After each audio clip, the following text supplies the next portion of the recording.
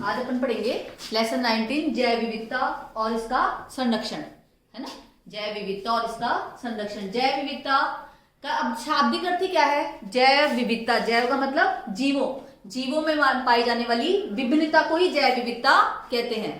अपन अगर शाब्दिक परिभाषा इसकी बोलेंगे तो अपन यही बोलेंगे कि जीवों में पाई जाने वाली विभिन्नता को ही जैव विविधता कहते हैं। अब इसका अगर अपन अर्थ देखें तो पृथ्वी पर पाए जाने वाले जीवधारियों के मध्य पाई जाने वाली विभिन्नता ही जैव विविधता कहलाती है। शाब्दिक अर्थ अगर अपन इसकी बोलेंगे तो क्या बोलेंगे? पृथ्वी पर पाए जाने वाले जीवों की या जीवधारियों के मध्य पाए जाने वाली विभिन्नताएं। विभिन्नता का मतलब सेम नहीं होते, डिफरेंशिएशन। जितनी उनमें डिफरेंशिएशन पाई जाएगी, भिन्नताएं पाई जाएगी, वो जैव विविधता उतनी ज्यादा प्रबल होगी। जैसे कि मान लो एक छोटा सा एरिया हो लेकिन वहां बहुत सारे टाइप के जीव या पेड़ पौधे उगते हो तो उस स्थान पर जैव विविधता सर्वाधिक पाई जाएगी, क्योंकि वहां अलग अलग टाइप के जीव बहुत सारे पाए जाते हैं। और आपको पता है, आप पहले पढ़ चुके हो कि अति सूक्ष्म पादप शैवाल से लेकर, आपने पहले क्लासिफिकेशन पढ़ा था ना, थायरोफाइटा, ब्रायोफाइटा, टेरिडोफाइटा, जिम्नोस्पर्म, एंजियोस्पर्म। तो आप देखोगे कि अति सूक्ष्म पादप शैवाल से लेकर विशालकाय वृक्ष, बरगद और कौन सा, रेडवुड सबसे बड़ा ट्री है। तो इतने प्रकार के जीव अपनी पृथ्वी पर पाए जाते हैं। बहुत छोटे छोटे जीव, आप देखते हो मिट्टी में इतने छोटे छोटे जीव होते हैं, और कई सूक्ष्म जीव ऐसे हैं जो आपको आंखों से दिखाई भी नहीं देते। मालूम है आपको ये तो कि आप उनको सूक्ष्मदर्शी की सहायता से देख सकते हो। और इसके अलावा एक बड़े से बड़ा जीव भी आप देखोगे, ऊंट, घोड़े कितने बड़े हैं। तो इसका मतलब जैव विविधता पाई जाती है जीवों में, अति सूक्ष्म जीवाणु से लेकर विशालकाय हाथी और व्हेल। प्लांट्स में अगर अपन देखें तो अति सूक्ष्म शैवाल से लेके बड़े बरगद के वृक्ष, बांस के वृक्ष आदि। फिर इसकी डेफिनेशन बताई यूएसए संयुक्त राज्य अमेरिका द्वारा प्रकाशित प्रौद्योगिकी आकलन रिपोर्ट 1987 के अनुसार जैव विविधता की एक पर्टिकुलर डेफिनेशन बनी। अपन तो शाब्दिक अर्थ के आधार पर बता रहे थे कि पृथ्वी पर जीवधारियों में पाई जाने वाली विभिन्नता ही जैव विविधता कहलाती है, लेकिन एक परफेक्ट डेफिनेशन बताई कि जीव जंतुओं में पाई जाने वाली विभिन्नता, विषमता और पारिस्थितिक जटिलता। ध्यान दो, विभिन्नता, विषमता और पारिस्थितिक जटिलता। पारिस्थितिक जटिलता मतलब परिस्थिति के अनुसार उनमें जो शरीर में परिवर्तन हो गए। जैसे आपने पहले पढ़ा था ना, जिराफ के शरीर में किस प्रकार परिवर्तन हुए कि पहले तो वो नीचे वाले पेड़ खाता था, कहता था, फिर उसकी जब पेड़ों की कमी पड़ गई तो वो उससे ऊपर वाले पेड़ खाने लग गया, और फिर और कम हो गए तो वो ऊपर के पेड़ों खाने के लिए उसकी गर्दन लंबी होती गई। तो उस प्रकार जीव जंतुओं में पाई जाने वाली विभिन्नता, विषमता और पारिस्थितिकीय जटिलता ही जैव विविधता कहलाती है। अब जैव विविधता के 3 स्तर हो सकते हैं। आप देखोगे प्रजाति विविधता, आनुवांशिक विविधता और पारिस्थितिकीय तंत्र विविधता। कितने स्तर हो सकते हैं? 3। कौन कौन से? प्रजाति, आनुवांशिक और पारिस्थितिकीय तंत्र। प्रजाति में अब क्या होगा कि मान लो किसी एक बड़ा एरिया है, जैसे कि अपने भूमध्य सागर का या कोई सा भी एरिया हो, एक पर्टिकुलर एक विशेष क्षेत्र हो, तो वहां कितने टाइप की जातियां पाई जाती है, कितने टाइप की जातियों के प्लांट्स या पौधे या जीव जंतु पाए जाते हैं, तो वो कहलाएगी प्रजाति विविधता। क्या कहलाएगी?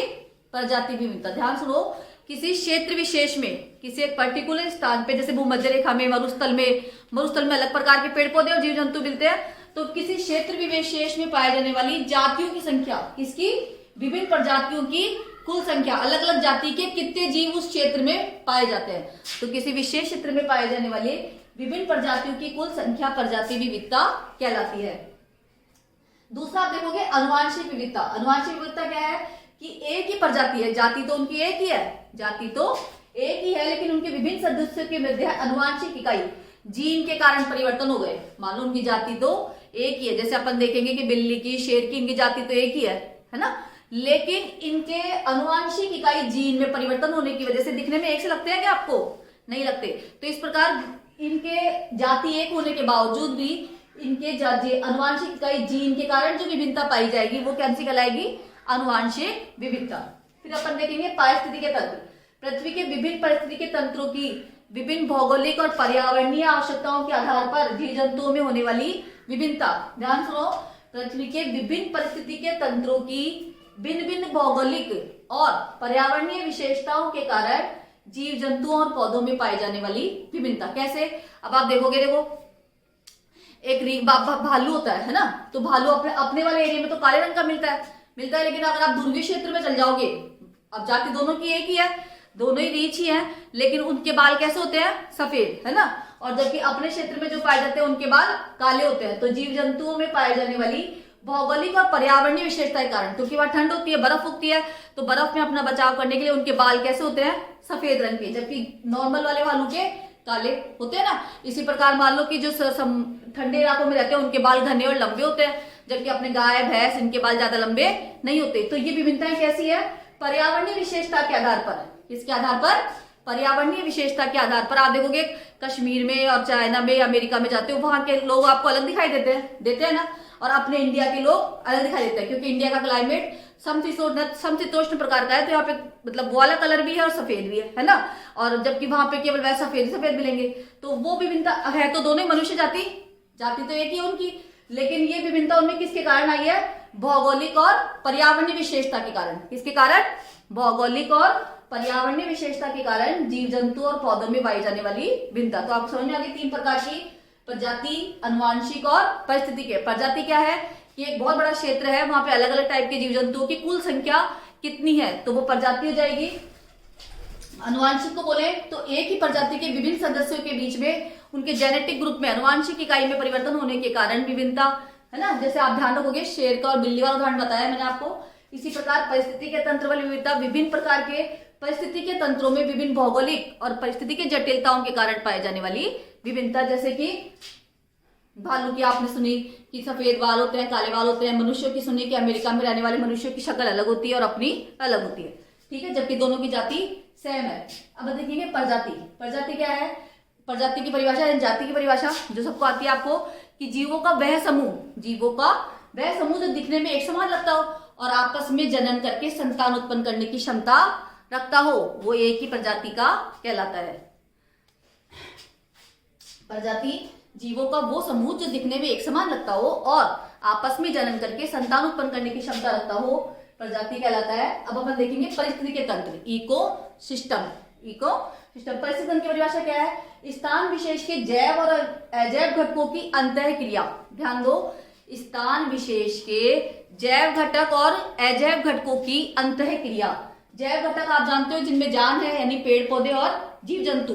अजैव घटक यानी प्रकाश, ताप, मिट्टी, पढ़ चुके हो ना आप ये। तो इन दोनों की मध्य अंतःक्रिया से निर्मित तंत्र पारिस्थितिकी तंत्र कहलाता है। स्थान विशेष के जैव और अजैव घटकों के बीच अंतःक्रिया, मतलब या सूर्य का प्रकाश होगा तो भी आप जिंदा रह सकते हो, पानी होगा तो ही उसको पी सकते हो, तो इनके अगर ये नहीं होगा तो आप जिंदा रह सकते हो क्या।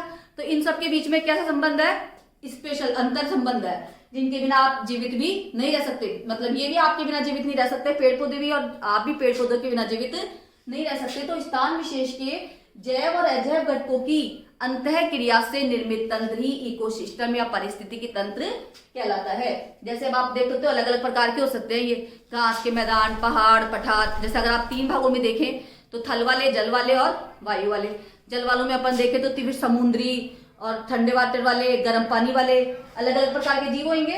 तो इसमें अगर स्थल का देखें तो घास के मैदान, पहाड़, पठार, मरुस्थल, है ना, समुद्री नदियां, घाटी, उष्णकटिबंधीय वन आदि, ये अलग अलग प्रकार के इकोसिस्टम अपन पढ़ेंगे। समझ में आ गई। इकोसिस्टम की परिभाषा, स्थान विशेष के जैव और अजैव घटकों की अंतःक्रिया से निर्मित तंत्र ही इकोसिस्टम कहलाता है। वैश्विक जैव विविधता, वैश्विक अर्थ से पता चलेगा कि पूरे विश्व के जीवों में पाए जाने वाली विविधता, पूरे विश्व के जीवों में पाए जाने वाली विविधता ही वैश्विक जैव विविधता कहलाती है। मिलेनियम इकोसिस्टम असेसमेंट के अनुसार पृथ्वी पर प्रजातियां 50 से 300 लाख है कम से कम। कितनी है, 50 से 300 लाख प्रकार की जातियां पाई जाती है, लेकिन वैज्ञानिकों ने पहचान अभी तक केवल कितने की करी है, 17 से 20 लाख की। कितनी की, 17 से 20 लाख की। कम से कम 50 से 300 टाइप की प्रजातियां पाई जाती है, लेकिन पहचान अभी तक हमारी केवल 17 से 20 लाख प्रजातियों की हुई है। और आपको पता है कि भूमध्य रेखा जो क्षेत्र है वो सर्वाधिक जैव विविधता वाला क्षेत्र है, क्योंकि वहां का क्लाइमेट ऐसा है कि वहां पे उष्ण कटिबंधीय और मतलब वो गर्म और शीतोष्ण कटिबंध है ना, तो वहां पे सर्वाधिक जीव पाए जाते हैं, इसलिए वो जैव विविधता संपन्न क्षेत्र है। आगे आप देखोगे कि जहां सर्वाधिक जैव विविधता पाई जाएगी उसको जैव विविधता हॉटस्पॉट कहेंगे। तो भूमध्य रेखा वाला क्षेत्र कैसा आ जाएगा, हॉटस्पॉट क्षेत्र आ जाएगा।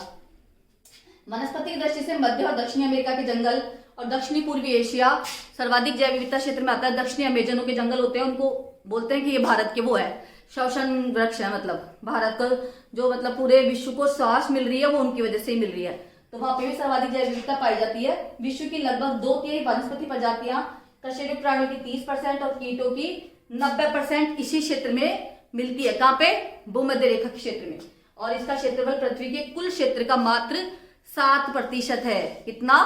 7%। तो आपको ध्यान रखना है, वैश्विक जैव विविधता, पूरे विश्व में मिलने वाली जैव विविधता 50 से 300 लाख जातियां हैं, लेकिन खोज केवल 17 से 20 लाख की हुई है। अमेजन के जंगल और दक्षिण अमेरिका, दक्षिण पूर्वी एशिया में सर्वाधिक पेड़ पौधे पाए जाते हैं। और भूमध्य रेखा में जैव विविधता संपन्न क्षेत्र है। विश्व की लगभग 2/3 जो प्रजातियां कशेरुक प्राणी की 30%, कशेरुक जिनमें रीढ़ की हड्डी पाई जाती है ना, उनकी 30%, कीटों की 90% और इस क्षेत्र में मिलती है। इसका क्षेत्रफल पृथ्वी के कुल क्षेत्रफल का मात्र 7% है। अपन कल पढ़ेंगे अब भारत में पाई जाने वाली जैव विविधता।